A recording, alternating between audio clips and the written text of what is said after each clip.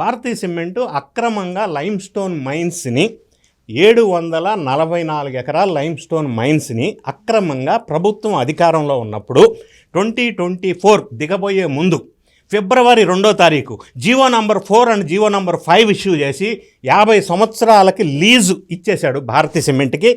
అధికార దుర్వినియోగం చేసి రూల్స్కి ఎగనెస్ట్గా.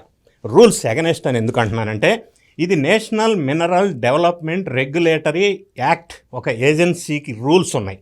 ఆ రూల్స్లో క్లాజ్ నంబర్ 10A ప్రకారంగా ఒక కంపెనీ వేరే కంపెనీ నుంచి ఎక్విజేషన్ చేసుకుంటే, అంటే భారతీయ సిమెంట్ ఎక్విజేషన్ చేసింది రఘురామ్ సిమెంట్ని. సో ఒక కంపెనీని ఎక్విజేషన్ చేసినంత మాత్రాన లైమ్ స్టోన్ మైన్స్ ఏదైతే ఉంటాయో ఆ సిమెంట్ ఫ్యాక్టరీకి ముడి పదార్థం అది ఆటోమేటిక్గా ఈ కంపెనీకి రాదు. దాన్ని మళ్ళీ ఆక్షన్లో పార్టిసిపేట్ చేసి మాత్రమే తీసుకోవాలి అని national mineral development regulation act section 10A చెప్తుంది.